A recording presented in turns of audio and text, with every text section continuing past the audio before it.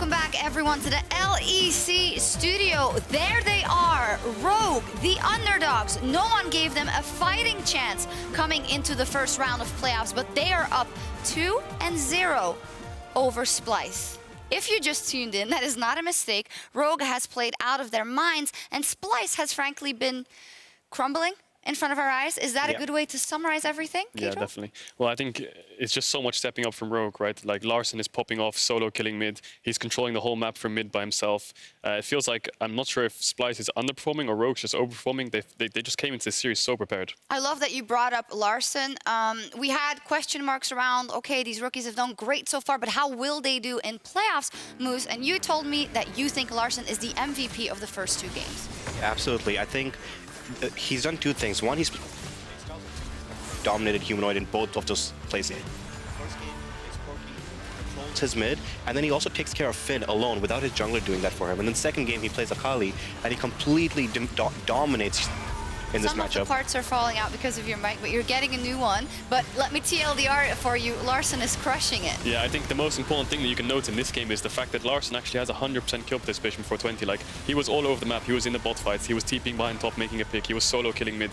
Like, it doesn't matter which side of the map that Splyce is controlling, and Larssen's always just going to be there. Yeah, we were looking at the stats, and I actually want to have a graphic to show how good he's been, but it doesn't really show. But it's more the movements he's making and the way he's threatening the entire map, it seems like. Yeah, you could see in the first game when he was playing Corki, he had mid prior all game, and he was just hovering in the top side, stopping these top dives so that they could only make 2 dives in total. He was stopping the crabs, just taking them away. He solo stopped them taking Herald with just pressure itself. And even in this game, he's just all around the map. You put him in a losing matchup where he's getting pushed in. Maybe he gets pushed in the first 5 levels, but then he's just going to solo kill you and take prio. Kind of the same story for Finn, you know. He's not getting all the resources. Actually, he's getting a lot of ganks from Splyce, but he's doing so much with what he's given. Yeah, so the thing with Finn is, like, they're leaving him on a complete island initially, and then Larssen's taking care of him. But the amount Finn does after he gets, like, that little bit of resource is absolutely incredible this series. He's not only taking care of his own lane, but he's also finding really good times to roam, or he's absorbing a lot of pressure and has really good TPs. He's been excellent. Has it surprised you, because we talked so much about Vander being the key player coming into this, has it surprised you how much these rookies have been carrying? Yeah, for sure. Like, Finn and Larssen have been on the same page throughout this whole game. You could see in team fights they're playing together over sides, and you can see they're talking a lot throughout the laning phases of who wants to match where and what's happening in the 1-3-1. It's crazy.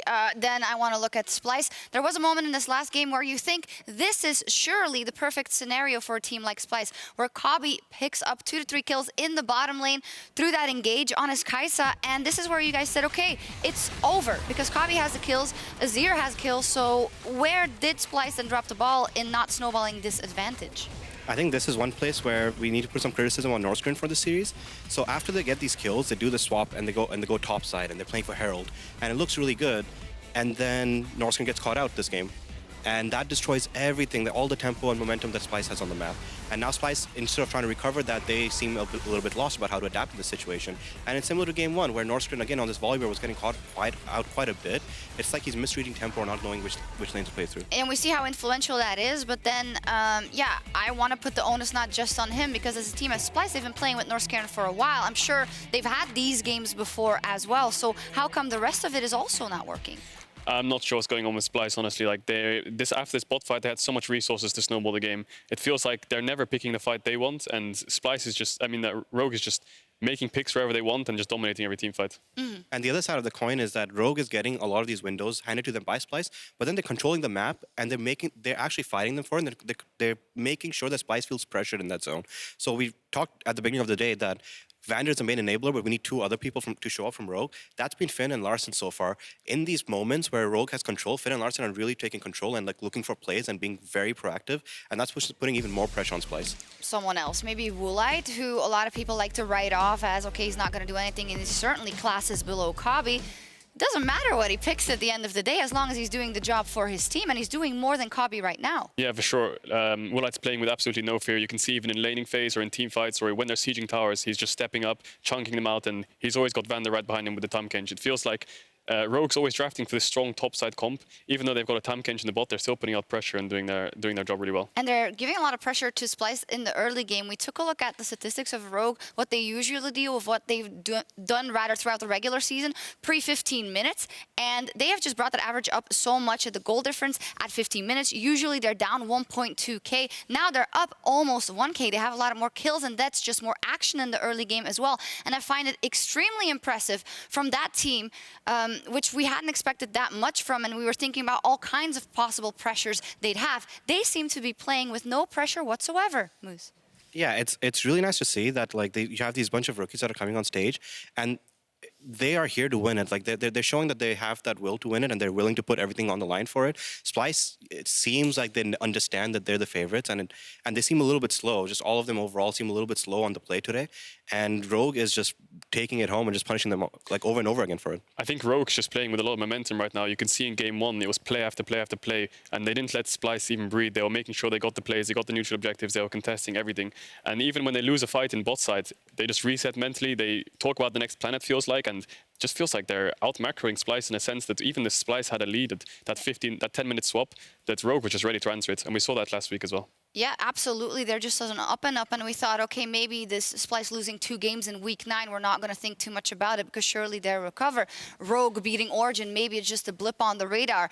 It seems to be exactly foreshadowed as what was going to happen in playoffs. So now we're about to jump into picks and bans. We're going to do them here on the desk.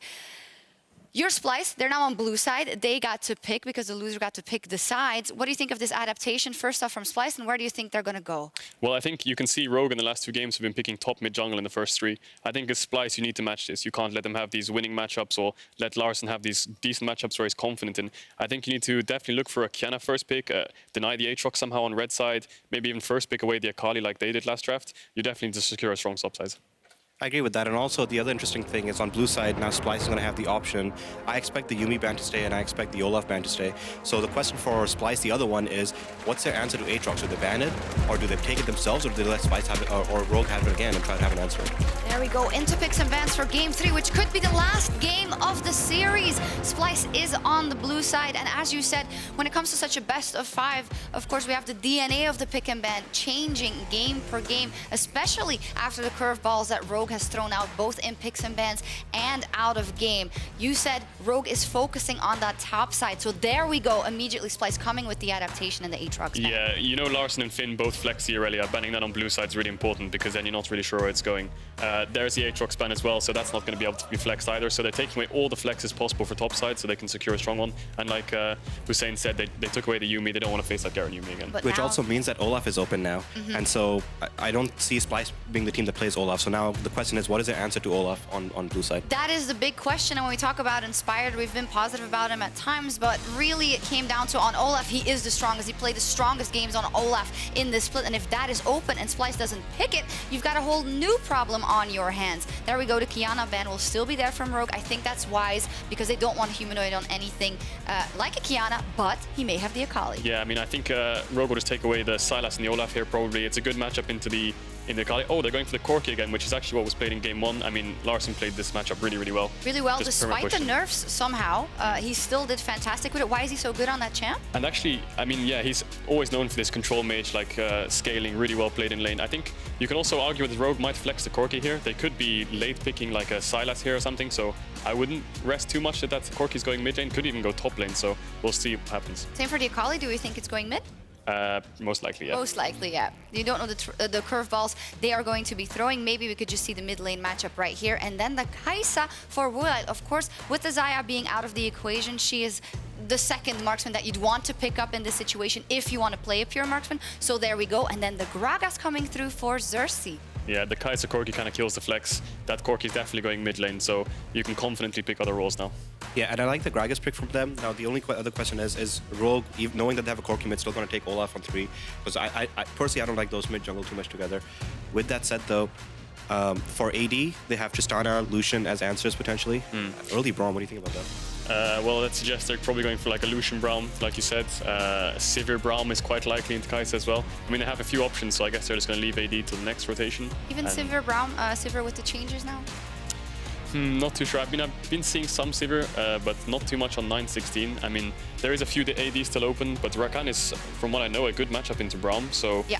now this leaves Splyce to ban out junglers, right? So most likely going to ban out Olaf, Jarvan, something like this that just makes the Gragas freed up a bit more. Or they could look to ban out top laners and just get rid of those counter picks. What do you think about the fact that the Olaf wasn't picked yet and they prioritized something else? And in fact, they didn't prioritize anything in the top side yet for Rogue in the first phase. Well, my guess is probably that Rogue expects Olaf to be banned most games, so they probably haven't practiced it in the last 2 weeks, 3 weeks. It's been banned against him constantly, so... Just run at the enemy. Exactly, yeah, but I guess Inspired was just sort of like, well, I'm not really going to practice this. I know it's going to be banned against me for the whole series. And now that it's open, he doesn't really need to pick it. There is a few other picks into Gragas he can go for. He might go for a Skarner. He might go for something like the Elise. The Sejuani is banned, so that does leave open things like the Olaf, which is pretty good into Gragas, which I wouldn't, not expect.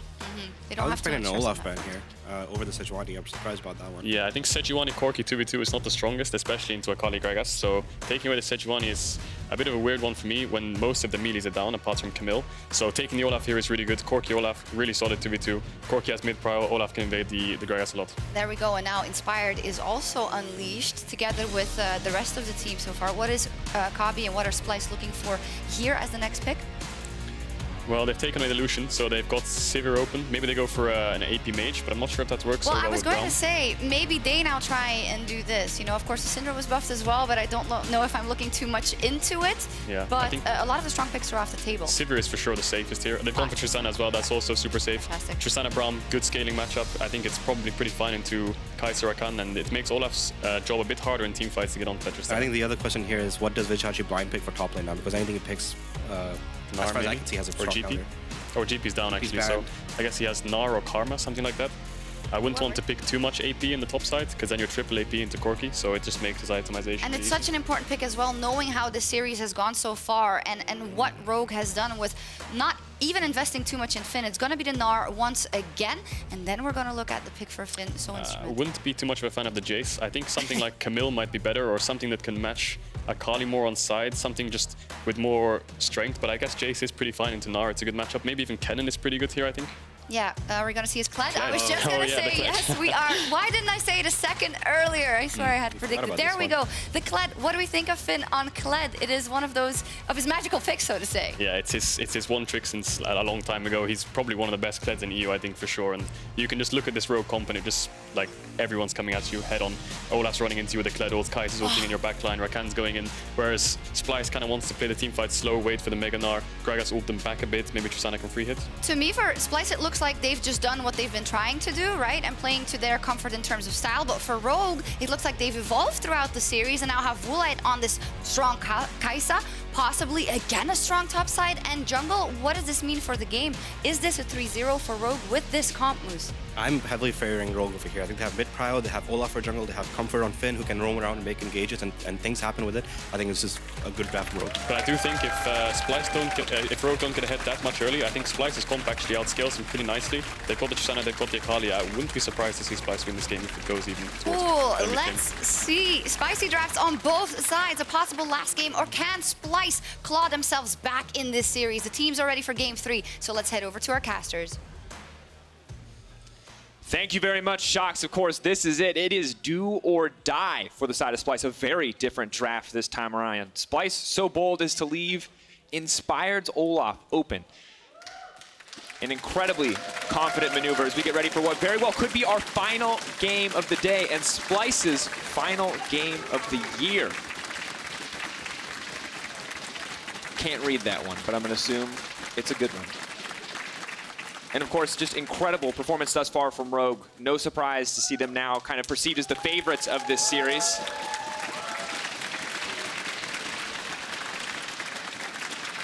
Ready to go. We finally get to see him come onto the Rift here for Game 3, though. I need to bring up Inspired's Olaf a little bit earlier. This is a champion that almost no teams are willing to let fall into his hands. This champion can absolutely pop off against you in the early game, and usually when we see Inspired play this Olaf, it's on blue side, because they have to first pick it when no one bans it away. A game like this, they're able to pick it up, but one thing you'll see Inspired do a lot is play inside the enemy jungle and play to attack the enemy jungler on his camps, to steal them away. And one thing you're going to try to see a lot from him when on red side is to invade the enemy Raptor camp. Now, this is probably going to be on the second respawn of it, so think around 4 minutes 30 seconds, 5 minutes into the game, depending on Xerxes' early game pathing. But as we heard on the desk, with a mid laner like the Corki that can have priority in the early game, expect to see Inspired getting up to some business inside the enemy jungle early on. Which is why the Braum Tristana is so interesting coming out of Kobbe Norscairn, because I agree with you. It's usually about how we're going to use that priority for Rogue in that mid lane to allow Inspired to just really attack Xerxes' jungle.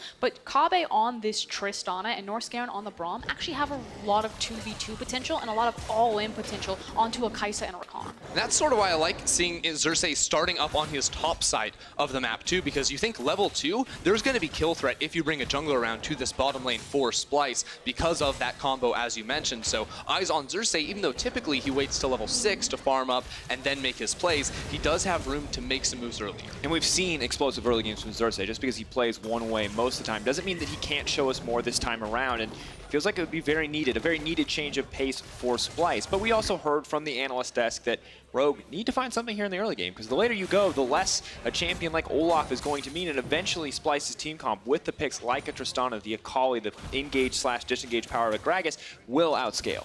Yeah, now one other reason why we do see Olaf's play inside the enemy jungle a lot is because his early clear is so fast. So he's already finished with Wolves while Xerxes is still going to be on that camp. So when he full clears his jungle, he actually has about 30 seconds or 45 seconds where he doesn't have to do anything on the map. Doesn't have to, farm any camps. Those haven't quite spawned just yet. So expect to see Inspired after he full clears his topside jungle to maybe reset, try to put some vision down in the enemy side of the map to give protection for Woolite and Vander. Now, of course, priority in the mid lane, which is going to make his life that much easier. See where he goes with that reset once he gets an item under his belt, how exactly he wants to play the rest of this one out. In the meantime, Finn very much struggling towards the top side of the map. The range advantage Vizicsacsi holds on to early will make this one difficult. Now, last time Finn was able to play this Kled up into Vizicsacsi, it was against a GP, but Finn had a very rough time. He and Inspire were not able to get anything done. The question is, will this time be different? Because so far in the series, with the Aatrox in his hands, Finn has been one of the most impactful Rogue members, but can the Kled be the same level of impact? It's still really hard to put a Kled down because he has so many tools to turn things around with the Kled there. Excuse me, Kled. Skarl there, his ability to hop on and off. So even if he's pushed under his tower, it's still very dangerous to dive Finn and dive at Kled. So even though there wasn't a kill up in the top lane, Vizicsacsi's laning phase just ended, effectively. Inspired started with the sweeper, so he walks in, he clears the vision. Now with the lane frozen on Chachi's side of the map, or on Finn's side of the map rather, Chachi can't TP back in the lane. He has to walk because the threat of a jungle gank is way too real. Then that just means he's going to sit here and CS up, make up for the difference that he suffered earlier on in the game. So well played by the side of Inspired. And of course, the vicious strikes coming in from the Kled and the healing reduction as well makes it very difficult for Vizicsacsi to survive these all-ins in mini Gnar. So top lane not as bad as I made it out to be. There's a lot of ranged minions on Finn's side, so the wave is going to push back in towards Chachi. Finn just going to have the level lead for the time being. Yeah, and it's very important then that Chachi's able to survive this initial crash, as those 3 waves will connect into his tower. So there is the potential that before this crashes in, although small window since Inspired is bot side, that normally you could be dove at this point in the map. But we see the Olaf, he's bot, he's starting to path towards top lane, but he's not going to be here in time just for this crash. I'm thinking Inspired wants to play inside of Xerxes' topside jungle now. He thinks he knows the Gragas should have started on the top side of the map. There's no camps for Inspired to be going now other than his bot side. So him being on this side of the map is unexpected at the moment. So he either needs to cash in on some pressure in the top lane or get inside of Xerxes' jungle and try to fight him. He's on his way, Ender. Of course, proccing the Blast Guard, the Scribe's Bloom as well will give away a little bit of information to the side of Splyce. Xerxes feeling quite comfortable so far in the early game, actually ahead 1 camp over Inspired, it looks like. So all things considered, not quite the immediate early game impact we may have expected, and Xerxes just going to clear out a bit of this vision. I mean, it's not translating into Inspired picking up kills or dueling a lot, but it is translating into Inspired constantly getting vision and tracking Xerxes. Xerxes has been tracked by Rogue the entire time, and that means that Larssen is playing with perfect information, and you are starting to see, again, Larssen take advantage of a range versus melee matchup in his CS. But I actually just think Xerxes won out a lot here. He's actually on Inspired's Raptor camp right now when you're thinking Inspired needs to make that play. So even though Inspired is going to walk over and make a response play in his own, we were thinking Inspired is going to try to accelerate in terms of jungle experience, was trying to take this and also cash in on his own Raptor. So instead of that, it's actually just Xerxes staying even. And if Gragas and Olaf hit level 6, Gragas is going to be happy that Olaf hasn't done anything yet. Definitely. Once again, expecting this to be Boots, but Vizicsacsi needs to be careful. Finn still has a flash up and available, waiting. Of course, a slowed down Finn means that he's not going to flash forward, knowing Vizicsacsi will just flash in response. And this is one of the really dangerous things when you face a Kled, his ability to chase you when the wave gets frozen on the side. Because of Bear Trap on a rope and his ability to joust through and get on top of you, it's really devastating for Chachi to have the wave frozen on that side, and that's what you were talking about, Inder. This is when it gets really hard for Chachi to lane. Yeah, he's definitely going to need some vision here, especially with Inspired probably coming up towards the top side of the map very soon. Now, one thing I was thinking was, Finn, if he knows Inspired is going to play through his lane in the next few minutes, you take that flash for flash trade. You know Chachi is likely going to be pushing. If he doesn't have the flash, that's easy kills. Here we go. Here comes the charge. Vizicsacsi caught up. Bear Trap on a rope will connect, but will not proc again. So just trying to get a bit of pressure here on the top side. This is exactly what Finn wants, though, because now Inspired has a 5-minute window where you can come back top lane and punish this Gnar. Now if Chachi is ever pushing up, he must demand jungle attention to help him push the wave in. And this is actually kind of a Inception type of move here. One of the things that Olaf is really good at is he's good at taking dragons by himself. And you can see where Xerxes is pathing. He's underneath Chachi. Chachi needs resources and safety net underneath him. And Inspired, recognizing that the jungler is probably topside, is able to use Olaf's ability to solo the dragon and take Infernal. And Finn, in the meantime, demounted, forced to use his own flash. So Spice are able to match flash for flash, but as you mentioned, that Inception play, that knowledge, kind of forcing Xerxes to choose means the Rogue get the better end of both, trading flashes on the top side and getting Infernal Drake in the meantime. Inspired's pathing also fairly unintuitive there. Xerxes usually a jungler that's very good at reading his opponents, but Inspired is just sacrificing jungle camps to make plays on other sides of the map where he does have tempo. But we are doubling down. Humanoid now has priority in mid lane. He has cheated up towards this top side. Finn, no flash, no TP. 1 versus 3. What you got? TP on the way and TP being responded to. Finn can get demounted. Will have an opportunity, but Spice just forced to pull away. They've already burned their TP. Kabi now forced to commit onto the top side. But here's the thing. Woolite doesn't mind being up here. We've successfully taken a very early dragon. Yes, the Rift Herald isn't up, but you can make a swap like this and not lose anything because you don't lose numbers advantage over the monster objective since it's dead bot. Both supports now just forced to back. Oh, I guess we're going top now.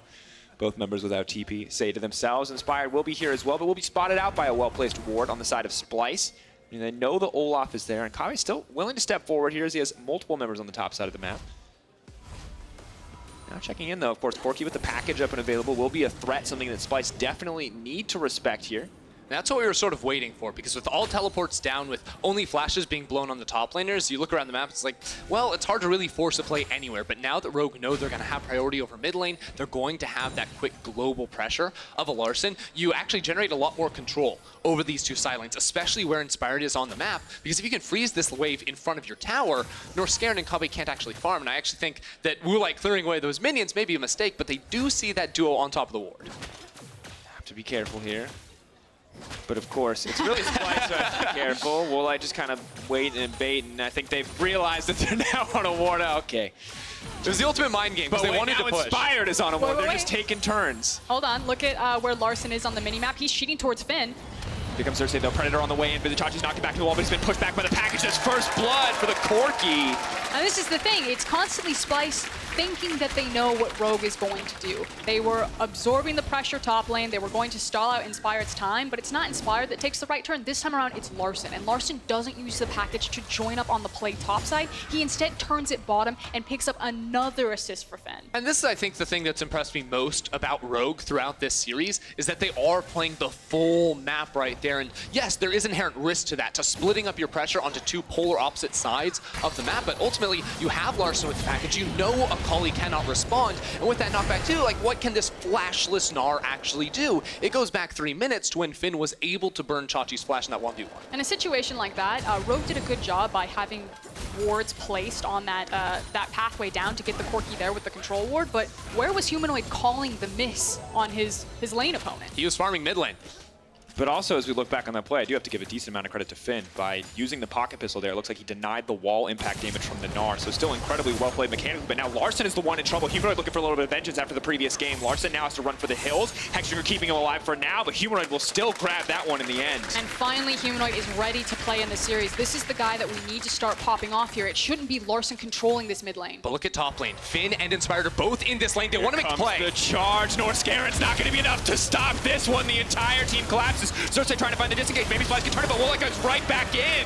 That's going to be a lethal instinct right there. Diving into the backside. Humanoid left all on his lonesome. Once again, Splyce think they know the play. They got the kill onto Larssen. Everything was going so perfectly for them, but it was Finn sacrificing CS down in this bottom lane to make the roam play, to walk through the control ward, denial of vision in top lane to set up for a couple quick kills. And now it's a Rift Herald. It's the fact that you have the TP from Larssen to cover the bot lane, so Chachi's not getting any free plates. Across map, top Herald and bot lane, Rogue match Splyce and come ahead. Now looking at close to a 1k gold advantage. And honestly, the team play from Rogue has been fantastic this series. Everyone on the same page for this tower dive. And once again, as we look back on the pro view, it is Splyce who are caught unaware and unprepared. And it's Finn with the charge right here, not able to single out the AD carry, but is able to pick up the CC down on towards the Braum.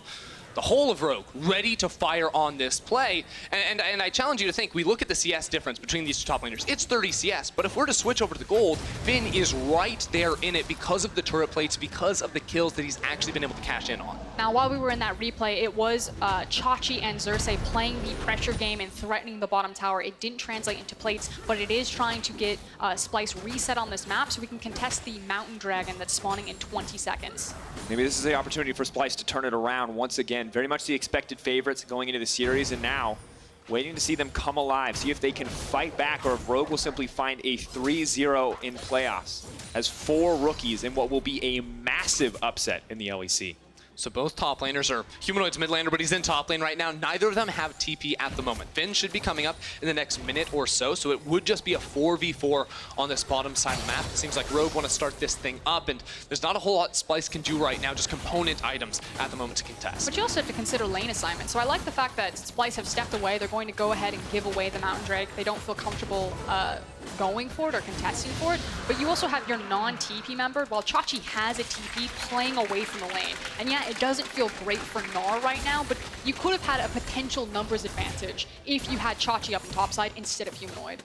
Yeah, but not able to capitalize on that opportunity. Now Larssen just grabs the blue buff, goes back to bot lane to continue farming. The Kled has been freed up into a melee matchup, will make his life much easier overall. And right now things just seem to be going fine for Rogue. They've got the Infernal, they've got the Mountain. But remember, what we heard from the analysts earlier, pressure is on Rogue to build bigger advantages here in the early game. Once again, they are going up against the likes of a Tristana, the likes of an Akali. But Finn may have something special planned. Yeah, check this out. TP coming up very soon for Woolite. Finn wants to start up this fight because Inspired is on the way. They're trap on a rope, reducing the healing. Finn now demounted, has to be careful. Forced to back off here, but Inspired is up here, as you mentioned. Additionally, has the Eye of the Herald too, but Xerxes waiting off in the darkness, ready to go if he needs to. 40 seconds until the turret plates do go down. Looks like with Finn resetting, Rogue aren't going to be using this Herald to pick up extra money off of those plates. Instead, maybe holding on to it to fully break down a mid lane tower later on. Now clearing it out. Larssen, though, with the package, we'll see if he is able to use this to make any greater plays. For now, it seems like Rogue are pretty content farming. Something you pointed out in the previous game, Frostgarden, is kind of waiting for these item spikes before you go for anything bigger, more aggressive. You can see a lot of champions between items are not quite yet to those first major items. Which is why I agree with Andrew's assessment that it feels like Herald's probably going to be played for the mid lane, and that means to be successful, you need to have a numbers advantage there, so you don't just place the Herald, not get a plate gank, and are able to actually have the numbers to push it down. Speaking of numbers, right now Rogue brought 4 members into the mid lane, trying to rotate this all the way up top side. You'll notice that when Humanoid went for the reset, Finn fully pushed out this wave, so they do have a lot of pressure around that side of the map. That could actually make them pick if they feel that, again, they just catch Splyce off guard where they're not in position, that you use the Herald now instead into the top lane, because that's what you're looking for. You actually need this Herald to kill a tower and not just get the gold off of the plates there. So you needed to make sure that Splyce didn't have numbers behind it to immediately clear it out. And the reason why they only commit the Herald top lane is so that they can get all the rest of their team back into mid so they don't end up trading towers. The Herald ideally use it mid, right? That's the most valuable tower on the map in terms of generating pressure for yourself, but instead they pick up the money off the top lane and don't lose anything in the process. So Frostgarden, just to double check with you on the logic here, because normally I look at Herald and it's very simple for me as a solo queue player, let's lay that thing down, let's get some plates, let's get some money. But are you actually happy that they've used it a little bit later, used it to break a tower rather than just getting, let's say, 300 extra gold? I mean, yeah. Ultimately, if you can get some of that solo gold onto a champion like Corki and kind of springboard into his Trinity Force, that feels good. But I like the reaction from Rogue. It felt like they went to formation to use it mid lane to shove that tower down. But as soon as Splyce showed up, they're like, pivot. And they immediately ran it top. Because at that point in the game, the only thing you want from Herald is to actually kill a tower. And once again, that kind of adaptability is not something you expect from a team that is, for the most part, rookies. And Summer regular season, goal difference 15. You can see very difficult regular season stats normally, but of course across this game, they've been just dominating. And here, 2K up in the early game. It feels like things are getting better and better outside of where they were matched in game 2. I mean, the primary takeaway from this best of 5 is this is not Rogue cheesing their way through a best of 5. It had the Garen Yuumi, but this is Rogue playing very good, fundamental League of Legends. This is showing how intelligent Rogue are as a team, and they should be celebrated for that. And Rogue continuing to go on the offense too. Now bringing 5 people to barrel down mid lane. They can zone Splyce away from this tower, knock this thing out, just coming immediately off of a reset. Splyce are slow to react. They use the Kled charge in, not to actually initiate a fight, but just to zone Splyce away from the tower. And now they can fan out onto the map, pick up those side lane towers, and deny Splyce from getting much more. And now Splyce are trying to respond, however, looking to break down this bottom tier 1 tower. Corki's on the way to pick up the farm. They know they're a little bit too late. Humanoid will get one back in return, but if we check on the top side, Vizicsacsi, the other member that we have to keep our eyes on, Meganar on the way. He's not going to have that range anymore. Well, it has to be careful here, but Vizicsacsi definitely has to respect the potential for Rakan. He's still going to stay on the top side of the map, so Splyce at least getting something back, even if they do lose the most valuable tower in the mid lane. Chachi is really trying his luck here. I think he has a sneaking suspicion that Rogue have probably sent up multiple members. He's going to finally disengage, but an overextension would have surely meant Chachi's death. With 40 seconds on the Mountain Drake before that does respawn, you're going to see the dual lane of Rogue reset. Now Path immediately back for this objective. Inspired 2 should look to get back to base, pick up himself a Black Cleaver. Not quite enough gold for that, but definitely refresh his HP and get ready for a fight, because this team feels really strong right now. Trinity Force on Larssen. The rest of the team is geared up and ready to go. Yeah, and it's kind of across the board as well for Splyce. Everyone's got their initial items coming in, so I agree. It's going to be who gets here first, who takes vision control, but both teams should feel fairly confident that they can put up a fight here. And I think for Splyce, you have to feel like this is a fight that they need to win if it's going to be one they're going to take, because as a team, it's a pretty storied team. Yes, they have never quite been the team to win the split, but they've always been close. We look back at some of those 8 playoff appearances, 1 final appearances. They went to Worlds, but they've yet to win a title. This was kind of supposed to be their split where they contested the top 3. This is the best that they've looked in a regular season. But if they lose here, it's all for naught. It would be a colossal failure for Splyce if they lost here. They picked their opponent. It is expected that they beat Rogue, and already being 2 games down is a blemish on Splyce's perfect record. Meanwhile, Rogue, while Splyce commit 5 members to pick up the Drake themselves, Rogue are just playing the money game right now, rotating multiple members up into the top side of the map, pick up the enemy jungle CS, knock down a tower as well, and at the same time, Larssen was fully pushing out that mid lane wave, so Splyce can't respond by then trading the mid lane tower. Yeah, that's the most important thing. It was the fact that Larssen was shoving this far forward, and you can see how much time it's now taking for Splyce to reset that. So as Ender's saying, they can't immediately try to trade mid tower for that top tower. No, but you see panic pings coming out. Looks like Splyce have spotted out a death brush, and in the meantime, they will be taking the enemy blue buff. So able to get a decent amount back here. And overall, the gold only 900 in the favor of Rogue. So what felt like a pretty commanding sort of Rogue early game with this Olaf and the Kled, actually not amounting to too great an advantage at this stage of the game. And now we need to go back to what the desk was talking about with Kadriel and Moosby, that they felt that Splyce had a lot of scaling options that they would be able to outplay a late game. So far, Splyce have done a good job. They've slowed down the bleeding. They are trading objectives, even though it feels like Rogue are trading more up on terms of control of the map. They've constantly had Humanoid out to the side lane, level 13 to Larssen's level 11. They are slowly siphoning more gold, more experience, and more leverage onto this hyper carry Akali. Now, to put a finger on how Splyce actually want to take on these late game team fights, they have a lot of good tools, right? The long range of Tristana going to outrange everyone on the side of Rogue, but I think their team fights are about displacing the enemy, about using the Gragas cask not to initiate, but to punch away the Kai'Sa and the Corki while you deal with the Rogue frontline. Rogue wants to run straight at you, so if you have a Braum protecting the Tristana, her self-peel, and that long range, you have the ability to knock out the enemy frontline before their carries actually get to layer down damage. And of course, in the face of a pick like Rakan, everyone thinks of the 5-man charms, thinks of these huge engaged moments, but you forget kind of the intangible value that a Braum Unbreakable brings to the table. And if 280 carries are throwing, 40,000 gold worth of damage into a Braum, you've just lost the fight.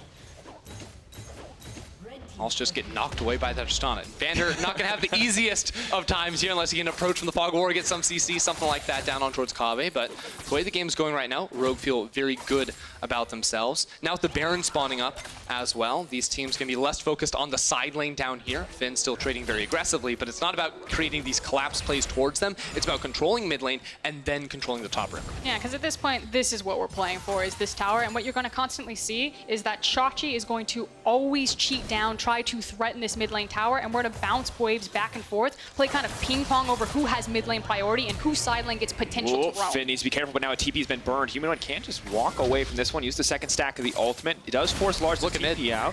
Oh, it looked like there was going to maybe be a fight right there. Xerxes seeing the TP come out from Larssen. That could have been a quick 4v3 fight in the favor of Splyce.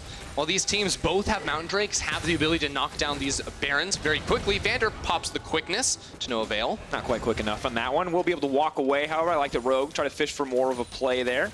They catch a few members out. Wolai will be able to push out this wave, though, and they can start to walk towards Baron, look to secure some of this vision. Still, a lot of respect from Splyce given to Rogue, the fact that they didn't pull the trigger when they had the numbers advantage in the mid lane. I think it goes to Splyce not necessarily having the best hard engage on their composition, unless Chachi is there in Mega Gnar, or you hit an incredible cask. You know, it's not like the Sejuani ultimate. If Xerxes on Sejuani there, I think that looks much better for Splyce.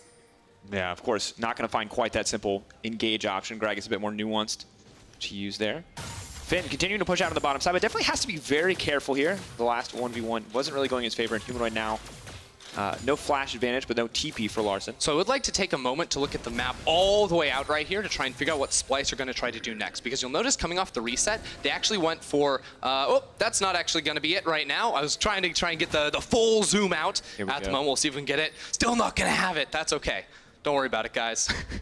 Rogue grouping up around this middle lane. Because they know there's a fight. I'm used to you disappointing me. It's fine. That's like our solo queue games. You tell me you're going to win something, it just doesn't happen. It's fine. I baited everybody. It's okay, because Rogue are grouping up and taking control of the mid lane. And ultimately, like, Baron setups, I feel like we've talked about them a decent number of times, and it feels right now like this is that push back and forth. The push, the pull, both teams vying for control. But I'm wondering if Rogue are just going to try to break that wide open.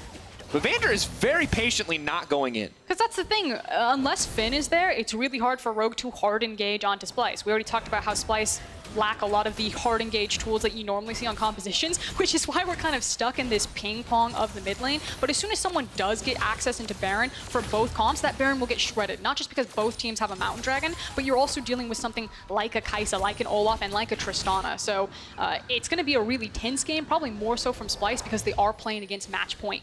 One mistake costs you your playoff run. We're going to have a fight coming up very soon. Infernal Drake spawning in 5 seconds. One weakness of Rogue in the regular season, they always showed up to objectives way too early, you know? Before it was spawning, they wasted a lot of time. This time, they all reset immediately before that objective respawn. So while, yes, they're not the first team into the river, they're all at full power coming into this fight, and they have the ability to force on you. Here comes the charge. Norscaring going to be sacrificed here, leaping into the rest of the team on the way. Vander, though, knocked back. Can he get anything? No. Finn now forced to retreat. Humanoid into the back line. Pocket Pistol will take him over the wall, but Vizicsacsi runs him down. Kavi's going to grab that kill, and now Humanoid trying to find a kill.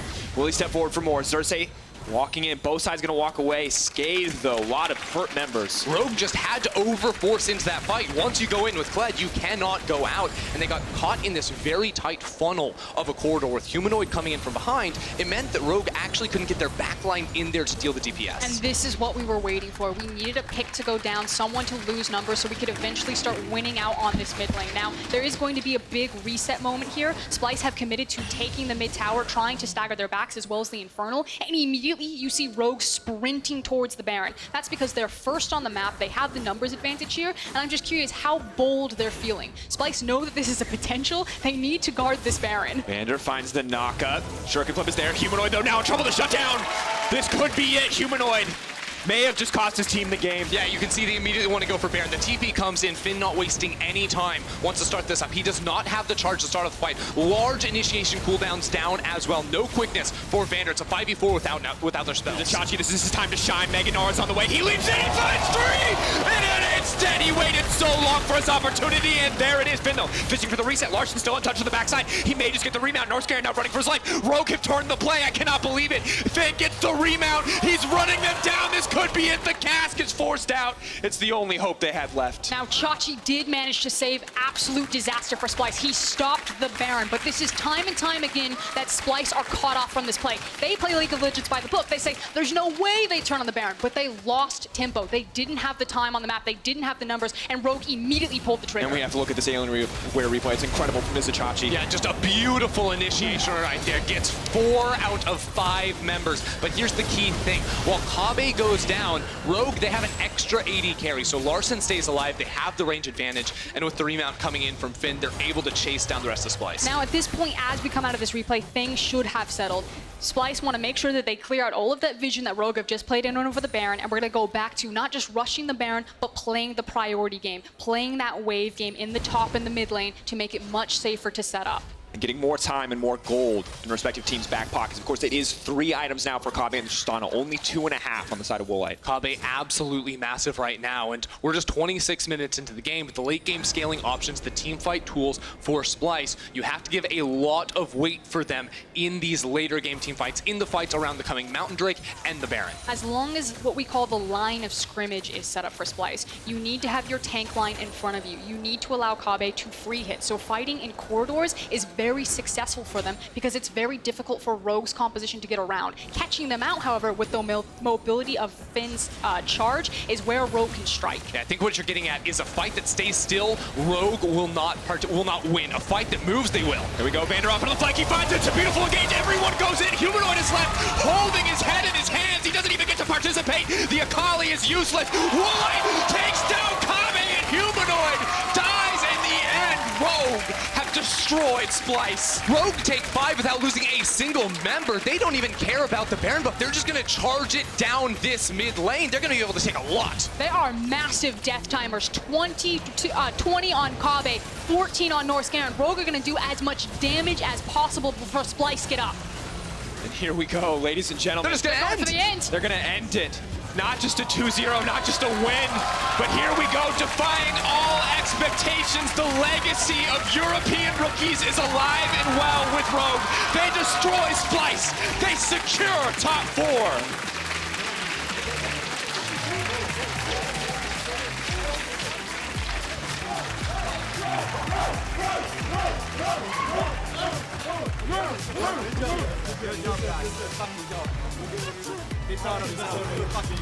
Talk to Finn on Euphoria. Why are you a fan of Rogue? His immediate response, because we are the future of Europe. He has 13 games played. He comes into this across from Chachi at 301, and he makes his name. Remember the name. Remember Larson. Remember Inspired. Remember Finn. 4 of Rogue's players today had never stepped on the LEC stage for playoffs. This was their first 3 games they have ever played in the postseason here, and they absolutely dismantled Splyce. This was clearly the better team on the day. They continue to just destroy everyone's expectations, and this squad that finished 10th place in spring is now going to the top 4. And now when you look at the matches that are ahead of them, it is no longer, oh, we see the information that you might have seen in this series. This could just be one more level up. There could be another level for Rogue beyond that. They have grown so much in the 1 week from the last time we saw them play. Now we just have to find out where the ceiling is. Now we have to see which team they will play against. Will it be Schalke? Will it be Vitality? And that does mean that we now have to look across at the other side, because while there are victors, there are also losers. This was supposed to be Splyce's ascension. They were chasing perfection. They were chasing competition with the top 2. I don't know if they looked past Rogue, if they didn't have their Wheaties, if this was just a bad day, but Splyce got destroyed. They still have another chance in the regional qualifier, but the mental looked like it went boom. They fall short one more time, this team, every single year. We remember the 2016, the great year for Splyce. They came in, they made it to a final, they impressed on the international stage. It had been 3 years. They built this team around Kobbe. This team was supposed to go the distance, and to get cut down by a rookie squad here is just a huge, gut-wrenching moment for their fans. And I'm just honestly, once again, in awe at the coordination that we saw from Rogue as a squad, the faith that these guys had in each other. That final engage was such a thing of beauty, where you see Rakan waiting off to the side, you have the Kled ready to go in, and I feel so bad for Humanoid in that instance, because he is standing miles away from the team fight, watching 3 incredibly mobile champions dive his backline while he can do nothing about it.